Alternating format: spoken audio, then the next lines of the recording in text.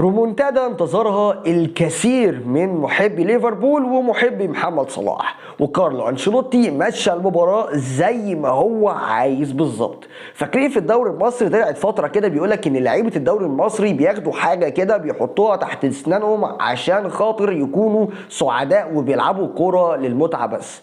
ده اللي ريال مدريد بتعمله. لعيبه ريال مدريد حرفيا كل واحد في جيبه ان ما كانش 2 شامبيونز ليج فمعاه 3، فبالتالي اللعيبه دي بتلعب كوره للمتعه بس مش اكتر. فمهما كانوا خسرانين او مهما كانوا كسبانين، ففكره ان انت تحطهم تحت ضغط دي فكره مش وارده تماما. لذلك كارلو انشيلوتي قدر يكسب في الذهاب وفي الاياب بلعيبه ممكن نقول انها بالنسبه للعيبه اللي قدام ليفربول، فليفربول جايبه واحد زي جابجو، وكمان داروين نونيز كان خارب الدنيا في بنفيكا، ومحمد صلاح يعني نجم الفريق. عندك الناحيه الثانيه الاعمار السنيه كبيره، الدافع موجود عند ليفربول انها كانت خسرانه والمفروض انها تكسب. كلام في الكوره مع احمد نصر. اعمل لايك للفيديو وسبسكرايب او اشتراك في القناه، وتعالى نشوف فنيات المباراه. المباراه ابتدت بالضغط العالي جدا من الفرقتين، والغريب ان ريال مدريد كانت بتتعامل مع المباراه على ان الماتش 0-0 مش اي حاجه تاني. والاغرب من كده ان ليفربول كانت قلقانه وكانت خايفه، ورغم انها كانت بتضغط على استحياء الا ان ليفربول ما استغلش حتى انصاف الفرص اللي جات له. وعايز اقول لك ان المباريات اللي زي دي بتكون مباريات انصاف الفرص. فجات لك هجمه زي اللي هنعرضها هنا دلوقتي، هجمه داروين نونيز.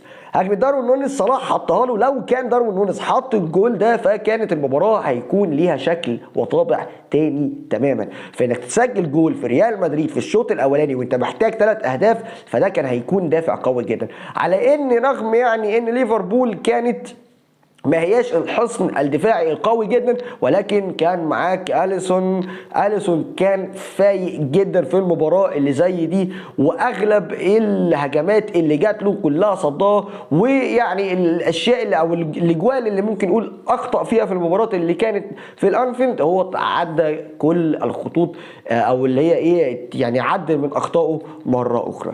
تعال نشوف تشكيله الفريقين ونشوف كانوا بيلعبوا بانهي طريقه. بص يا سيدي، ابتدت المباراة زي ما انت شايف كده بالظبط. فهنقدر نقول ان ليفربول كان بتلعب بتشكيله 4-2-4. الناحيه الثانيه ريال مدريد كان بيلعب بالطريقه المعتاده اللي هي 4-3-3، وكان فالفيردي بيلعب هاف، وهنا كامافينجا اللي ده كان محور كتير جدا. وبالمناسبه كامافينجا قدر ان هو يسدد تسديده قويه جدا في حوالي الدقيقه 18 او 19 في المباراه، كان ليها طعم ولون اخر. تعال معايا نركز كده عن بعض التفاصيل اللي في المباراه. هتلاقي ان هنا كده يعني في الناحيه دي ناتشو ما بيطلعش، الناحيه الثانيه كارفاخال ما بيطلعش. غريبه قوي دي، يعني الباكات بتوع ريال مدريد ما بيطلعوش. الباكات بتوع ريال مدريد ما بيطلعوش. طيب ليه؟ عايزين الاثنين دول ودول لما يجوا هنا يسلموا الرجاله دي يكون في ظهرهم المساحات دي كده. دايما عايزين المساحه دي والمساحه دي عشان يعرف مين يستغلها، عشان الصاروخ النفاسه ده اللي هو مين؟ فينيسيوس كان بيستغل المساحات دي بطريقه جباره، وكان بيقدر ان هو يحط كريم بنزيما في اكتر من موقف، وبكره مشابهه تقريبا قدروا ان هم يسجلوا الهدف. فكانت مرتدات ريال مدريد خطيره جدا جدا. والا ان في حاجه ما كانش اسوأ الناس او اكتر الناس يعني ايه تشاؤما ما كانوش متوقعينها، اختفاء محمد صلاح. بس الاختفاء بتاع محمد صلاح ده في المباريات اللي زي دي مش بيكون بتاع حظ ولا بيكون بتاع اصلي ما كانش موفق والكلام ده. الكلام ده انساه خالص. خليك معايا دلوقتي في التفصيله الصغيره دي، ان ريال مدريد كانت قافله مفاتيح اللعب على محمد صلاح، وكانت عارفه ان فوقان محمد صلاح من فوقان ليفربول. عشان كده تعالى نتكلم عن اكتر من كوره لمحمد صلاح. في حاله ان محمد صلاح استلم في الحته دي بتلاقي ان دايما بيمين عليه مين؟ كامافينجا، وكمان بيمين عليه توني كروس، وان عدى من كل دول بتلاقي روديجير واقف مستنيه هنا. فكان صلاح بيتلاعب تقريبا 4.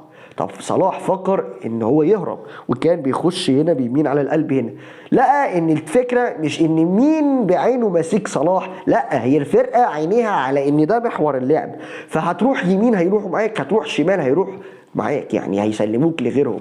فبالتالي ما كنتش بشوف ان فرقه ريال مدريد بتعمل اي حاجه غير انها عايزه تقفل مفاتيح اللعب بتاعت محمد صلاح. واكتر من كرة الضغط المستمر على محمد صلاح خلاه ما يلعبش بارتياحيه، واغلب الكرات اللي جات له ما كانتش مؤثره، ده بل بالعكس كانوا بيخنقوا محمد صلاح لدرجه ان هو يعني ابتدى ان هو يفكر في انه يعمل اسلم الحلول، الا وهي انه ما يخاطرش. ايه هي برضو؟ الباص الخلفي. فمجرد ان الكرة بتيجي لصلاح بيعمل الباص ومستني التوق في ظهر المدافعين، او بمعنى اصح كان في غلطه كمان ابتدت تحصل في المباراه او التشكيله بتاعه ليفربول. ليه الغلطه اللي حصلت في بتاعه تشكيله ليفربول؟ هقول لك انا، عشان المفروض ليفربول ما تلعبش بالاثنين في نص الملعب دول جنب بعض. تسالني هقول لحضرتك ليه في الوقت الحالي. في الكوره دي، في الكوره عموما لما بتلاقي ان الكوره بتوصل للاثنين اللي هما بيلعبوا مركز 8 او مركز 6، عايز تصنفهم او تسميهم زي ما تسميهم، فالاثنين دول في الكوره هما اللي بيحركوا الاربعه اللي قدام دول، لكن الاثنين كراتهم غشيمه شويه، يعني بيلعبوا بقوه اكتر، ميلنر وفابينيو، والاثنين دول كان غلط خالص ان يلعبوا جنب بعض. انا شايف ان كاتيا كان ممكن يلعب هنا، او قصدي كاتيا كان ممكن يلعب هنا، او ممكن يعني شمبرلين او حتى فيرمينيو. ففيرمينيو بيعرف يقطع الكوره على فكره في نص الملعب، وراجل اصلا حتى وانت بتحط فيرو تلاقيه بيسقط لنص الملعب، فكانتش هتفرق معاك بدل ما انت حطيت جوتا، كان الموضوع هيفرق معاك اكتر. الغريب ان في المباراه ان انا ما شفتش ان عندنا 4 في ال 18 مؤثرين. يعني انا لما العب 4 في ال 18 بتوع الفريق المنافس، وكمان الفريق المنافس واقف في حضنهم ومستسلم ليهم، يبقى لازم يكون انا عندي خطة تانية. انا حسيت حرفيا ان يعني عارفين لعبة لودو؟ لما تيجي تلعب لودو كده ويبقى معاك مثلا انت معاك 2 كيل في جيبك او 3 كيل، ولقيت ان الوقت قرب يخلص، فبتعمل ايه؟ تبتدي تتحرك ببطء شديد وتموت اللعب وتهدي اللعب، وده اللي كان ريال مدريد بيعمله، بيهدي اللعب. وكأن ريال مدريد كان بيلعب على مباراة ال1-0، يخسر 1-0 يكسب 1-0، وده اللي حصل. ريال مدريد بعد ضغط كبير وضغط مستمر ادى الى ثماره، او بمعنى اصح كده شفنا ان ريال مدريد عارف مجريات المباراة رايحة فين، وعارف وراسم في دماغه اكتر من سيناريو. وشخصية فرقة ليفربول ابتدت انها تتهز من بعد نهاية الشوط الاولاني، والشوط الثاني كان ده مفتاح النجاح او الانطلاقة القوية اللي من خلالها ريال مدريد تأكد بنسبة 100% انه كسب في المباراة وانه صعد للدور التالي في تشامبيونز ليج. دوري ابطال اوروبا اصبح يعني شبه للمباريات الوديه. بالمناسبه يعني كان في واحد من الناس اللي هي التوقعات الفلكيه بقى، او اللي يعني الناس اللي هي الدجالين والكلام ده، كان بيقول ايه بقى؟ قايل ان يعني السيزون ده من تشامبيونز ليج اللي هيكون بطله هو نابولي. يا ترى لما نابولي تصطدم بريال مدريد ايه اللي هيحصل؟ او ريال مدريد يصطدم بالبايرن ايه اللي هيحصل؟ مباريات جايه قويه جدا، وهنشهد كتير من المباريات القويه. ويا ترى ليفربول هيرجع من النكسه اللي هو فيها دي وهيكون اصلا موجود في الشامبيونز ليج السيزون الجاي ولا لا؟ ده اللي هنشوفه الايام اللي جايه. كان معكم احمد ناصر، الى اللقاء.